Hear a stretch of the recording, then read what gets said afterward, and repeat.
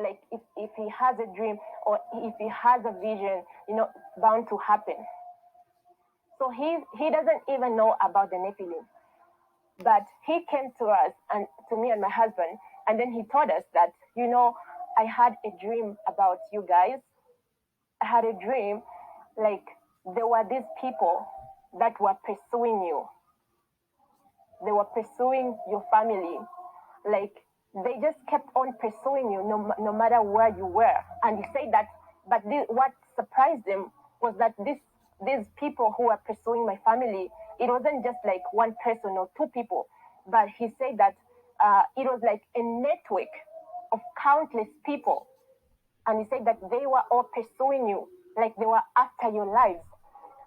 So he said that, so you in the dream, you started running like from place to place, like looking for a safe place.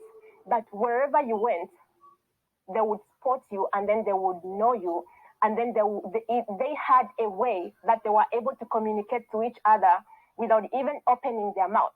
And he was like, that was the thing that shocked me about these people who were after you, is that they were able to communicate with one another without even opening their mouths. Like you would go to a place and then these people look like they're just minding their own business.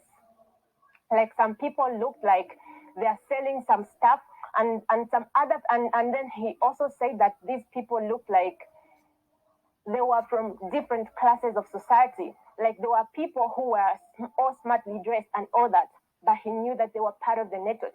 Like when they saw us, immediately they were able to transmit information to all the others about the exact place where we are, and all the information regarding us in order for them to be able to attack us. He said that they were soldiers, they wore like combat, but he said that he said some of them wore like combat, and then they would be outrightly aggressive against us. And then he said that, but the others, they just wore like civil clothes, and then they would be friendly to us, but they were transmitting the information to all the others in the network. Like, but and so one thing that he said was that one thing that shocked him was that their brains were operating like computers, like they are automated. Like as soon as they spot me and my family, then their brain would send like signals, to all the other people, and it was like a computer network. Like they would be able to transmit information. But when you look at them physically, they look like they're doing nothing. They look like, some people, he actually said that some people look like those people who actually just do like odd jobs, like pushing a big wheelbarrow somewhere. Because in my country, like it's common like to see people with a wheelbarrow, pushing a wheelbarrow, taking some stuff somewhere. So he said that some people would actually be like pushing a wheelbarrow somewhere, and yet he saw that they were, even though they looked so humble, like poor, yet they were still connected to all these other people. They were connected to all these people who are all smartly dressed, looking like so high class and all that. But he could see that it's all one network. And so in that dream, we started to move from place to place.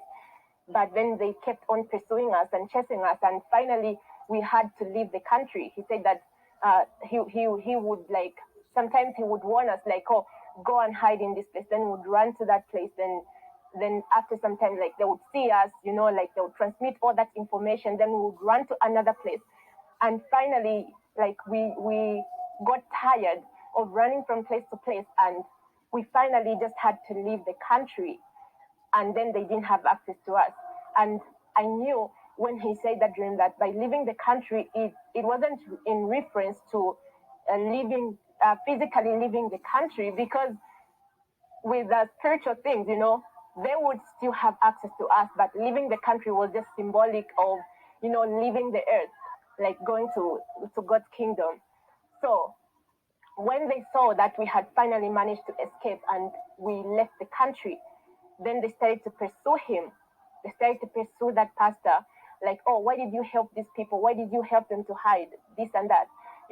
Then he knew that he also had that his only escape was to leave the country. So these Nephilims are so sophisticated, so complicated. They have a mission against humanity to destroy Adam's seed. That is their mission.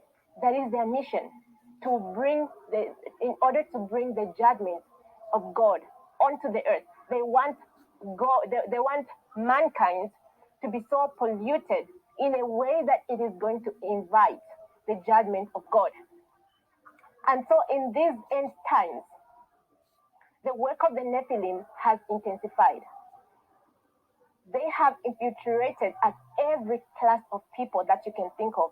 If you think of the poorest of the poorest, if you think of the richest of all, they are there.